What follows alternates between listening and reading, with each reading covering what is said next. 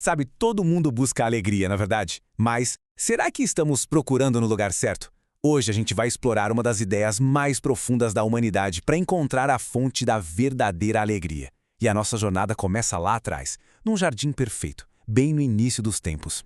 Olha só que imagem poderosa. O texto de Gênesis diz: Deus andava no jardim pela viração do dia. Tenta imaginar essa cena. É um tempo de harmonia total, de comunhão direta, sem nenhuma barreira entre o Criador e a humanidade. Esse é o nosso ponto de partida para entender todo o resto. Então, a nossa primeira parada é exatamente nesse cenário: um jardim e uma presença. A descrição do Jardim do Éden é de um lugar que era o mais lindo que já existiu. Foi um paraíso projetado pelo próprio Deus, sabe? Com árvores imensas, rios de água pura, comida farta por todo lado. A criação inteira ali refletiu uma ordem, uma harmonia perfeitas. Mas espera aí, o que realmente fazia aquele lugar ser tão incrível? Era a paisagem? A fartura? Essa pergunta nos obriga a olhar um pouco além do que os olhos podem ver. E a resposta é simples, mas ao mesmo tempo impressionante. O que fazia do Éden um paraíso era a presença de Deus. O Criador do universo passeava pelo jardim para conversar com Adão. Imagina só essa cena, um encontro pessoal, direto, sem filtro nenhum. E é aqui que a gente entende o ponto principal. Existia uma comunhão perfeita. O que isso quer dizer?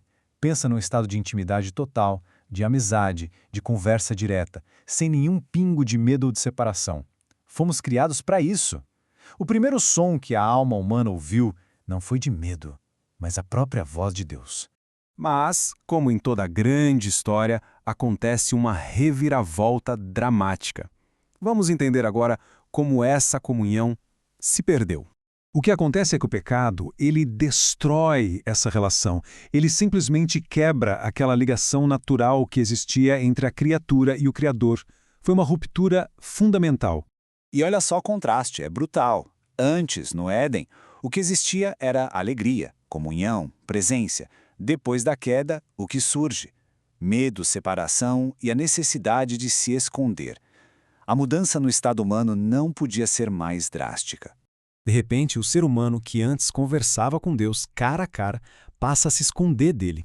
Aquele relacionamento que era a fonte de toda a alegria se transforma numa fonte de medo. Um abismo se abriu entre a humanidade e Deus. E essa separação não foi algo que ficou só do lado de fora, sabe? Ela deixou uma marca por dentro, um verdadeiro vazio no coração. Essa quebra deixou uma insatisfação profunda, universal, como um eco de algo que se perdeu. Porque fomos criados para algo a mais. Existe essa ideia de que toda a nossa angústia existencial é, no fundo, uma saudade do Éden, uma nostalgia de um lar perfeito que a gente nunca conheceu, mas que a nossa alma sente falta. E talvez ninguém tenha colocado isso em palavras de forma tão perfeita quanto Agostinho. Ele escreveu: Tu nos fizeste para ti, e o nosso coração está inquieto enquanto não repousa em ti. Essa frase resume tudo, né? É a essência desse anseio. E aí, como se tenta preencher esse vazio? Com conquistas, com dinheiro, com relacionamentos, com aplausos. Mas o ponto é que nada disso consegue preencher um coração que foi feito para o infinito. As glórias deste mundo, elas passam. Elas não conseguem satisfazer a alma. Mas a boa notícia é que a história não acaba na separação. Felizmente, existe um caminho de volta. A questão é que Deus não desistiu do seu plano original. O que os textos mostram é que, em Cristo, o caminho de volta para a comunhão com Deus foi reaberto. A redenção não foi um plano B, mas um propósito eterno. Aqui tem um paralelo muito forte. De um lado, o primeiro Adão, que trouxe o pecado e a separação, perdendo a comunhão. Do outro, Cristo, chamado de o segundo homem, que soprou de novo o fôlego da vida e restaurou essa comunhão para todos que creem. Então, o que isso significa na prática? Significa que, por meio de Jesus, a humanidade recebe não só o perdão dos pecados, mas, o que é fundamental, recebe de novo o acesso à presença do Pai. Aquilo que foi perdido lá no Éden começa a ser restaurado aqui. E isso nos leva à grande conclusão. Tendo visto tudo isso, o que é, afinal, a verdadeira alegria? E aqui está a virada de chave, a diferença fundamental. Uma coisa é ter o foco nas dádivas, nas bênçãos materiais, que são passageiras. Outra coisa, completamente diferente, é ter o foco no doador, é buscar a presença do próprio Deus como nosso maior tesouro.